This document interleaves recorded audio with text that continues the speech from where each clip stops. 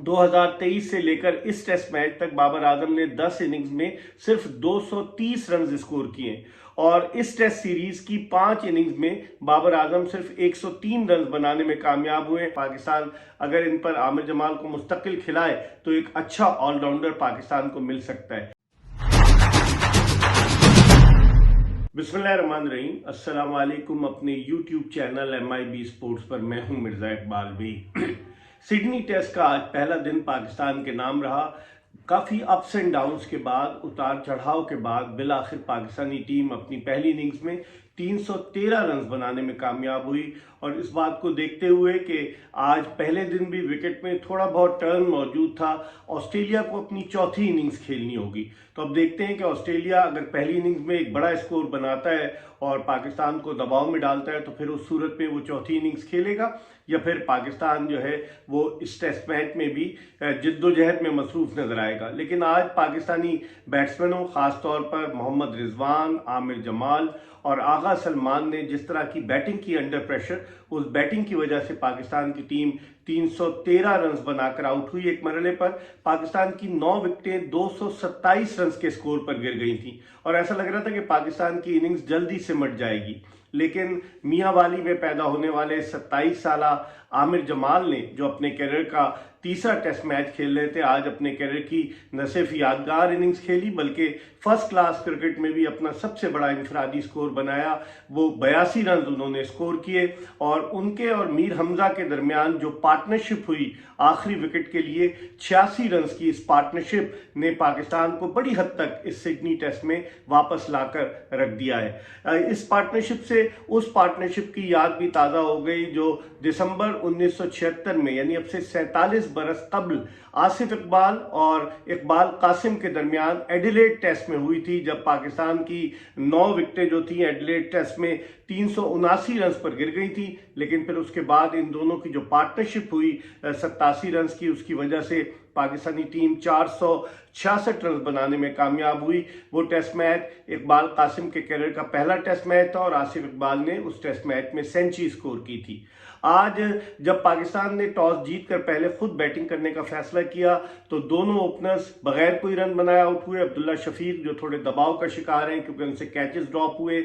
और उसके अलावा अपने कैरियर का आगाज करने वाले साइम अयूब, उनको बड़ी अच्छी गेंद पड़ी जिसकी वजह से वो आउट हुए। साइम अयूब को आज बाबर आजम ने टेस्ट कैप दी और उनके कैरियर का आगाज कुछ ज्यादा अच्छे अंदाज से नहीं हुआ। आपको याद होगा कि 1990 में वेस्ट इंडीज के खिलाफ फैसलाबाद टेस्ट में सईद अनवर का कैरियर का आगाज भी ज्यादा अच्छा नहीं था, वो तो दोनों इनिंग्स में 0 पर आउट हुए थे। यहाँ साइम अयूब अपने कैरियर की पहली इनिंग्स में 0 पर आउट हुए। आज पाकिस्तान की जो इब्तदाई विकेटें जल्दी गिर गई, 4 विकेटें, और फिर उसके बाद जब पाकिस्तान के कप्तान आउट हुए शान मसूद, तो उस वक्त पाकिस्तान का स्कोर जो था वो 5 विकेटों के नुकसान पर 96 रन था और ऐसा लग रहा था कि जल्दी पाकिस्तान की टीम ऑल आउट हो जाएगी। लेकिन फिर उसके बाद जो पार्टनरशिप हुई सलमान अली आगा और मोहम्मद रिजवान के दरमियान, उस पार्टनरशिप की वजह से पाकिस्तानी टीम, जो 94 रन की पार्टनरशिप थी, उसकी वजह से पाकिस्तानी टीम इस मैच में वापस आई। मोहम्मद रिजवान ने मेलबर्न के बाद इस टेस्ट मैच में भी अपनी उम्दा बैटिंग के सिलसिले को जारी रखा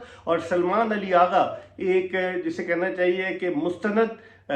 रिलायबल मिडिल ऑर्डर बैट्समैन के तौर पर सामने आ रहे हैं, उन्होंने भी निस्फ सेंचुरी बनाई। लेकिन जब उसके बाद विकेटें जो गिरी पाकिस्तान की, बाबर आजम, एक तो बाबर आजम के लिए बड़े ये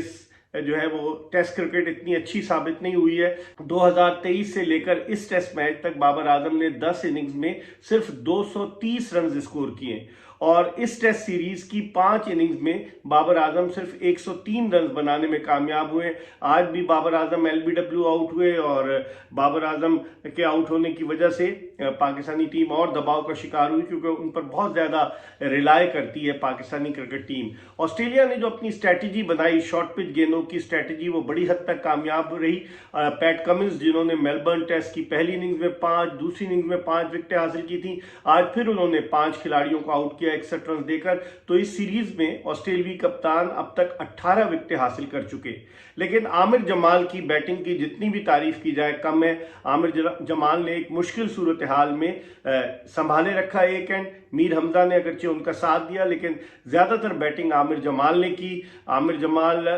जो है वो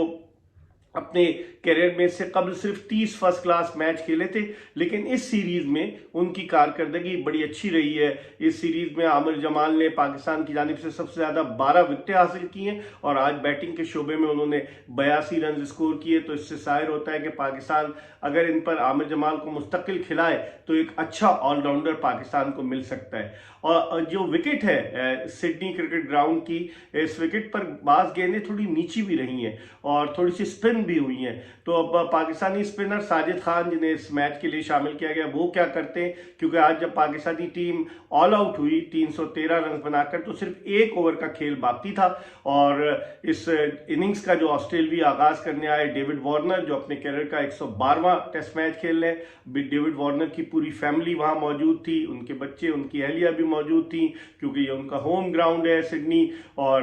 ڈیوڈ وارنر نے آتے ہی، چونکہ پاکستان نے ایک ہی اوور تھا ساجد خان سے بولنگ شروع کرائی، تو انہوں نے آتے ہی ساجد خان کو چوکا لگایا، لیکن وہ بعد میں بال بچے بھی ایک گیند ان کے بلے سے ٹکرا کر زمین سے ٹکرا کر سٹمپس کے اوپر سے چلی گئی۔ تو جب آج ایک ہی اوور کا کھیل ممکن ہو سکا، آسٹریلیا نے 6 رنز بغیر کسی وکٹ کے نقصان کے بنائے تھے۔ اب پاکستان کیا اسٹریٹجی پلان کرتا ہے کل دوسرے دن کے کھیل میں جو ہے وہ سیکنڈ ہاف میں بارش کی بھی پیش گوئی کی گئی ہے، تو اب دیکھتے ہیں کہ پاکستان کی اسٹریٹجی کیا ہوتی ہے، لیکن یہ بات تو طے ہے کہ آج پہلے دن کا کھیل پاکستانی بیٹسمینوں کے نام رہا جنہوں نے مزاحمت سے پر بیٹنگ کی۔ 2-3 بیٹسمینوں کی میں بات کروں، باقی تو اتنے کامیاب نہیں رہے، چاہے وہ عبداللہ شفیق ہو، چاہے وہ سائم ایوب ہو، چاہے وہ بابر اعظم ہو، کپتان شان مسعود اچھا کھیل رہے تھے، ان کی بدقسمتی رہی کہ وہ لمبی اننگز نہ کھیل سکے، یہ ان کو اس پر کام کرنا پڑے گا۔ شان مسعود کو بڑے کانفیڈنس سے کھیل رہے تھے، چڑھ کر کھیل رہے تھے جیسے کرکٹ کی زبان میں کہا جاتا ہے، لیکن پھر اس کے بعد شان مسعود جب آؤٹ ہوئے اور انہوں نے 35 رنز بنائے تو اس کے بعد پاکستان کی ٹیم مشکل سے 2-4 ہوئی۔ تو اب دیکھتے ہیں کہ آئندہ آنے والے دنوں میں کیا پاکستان سڈنی ٹیسٹ جیت کر اپنے آنسو پوچھنے میں کامیاب ہوتا ہے یا نہیں، اور جو آج پارٹنرشپس لگی ہیں محمد رضوان اور آغا سلمان کی، اور پھر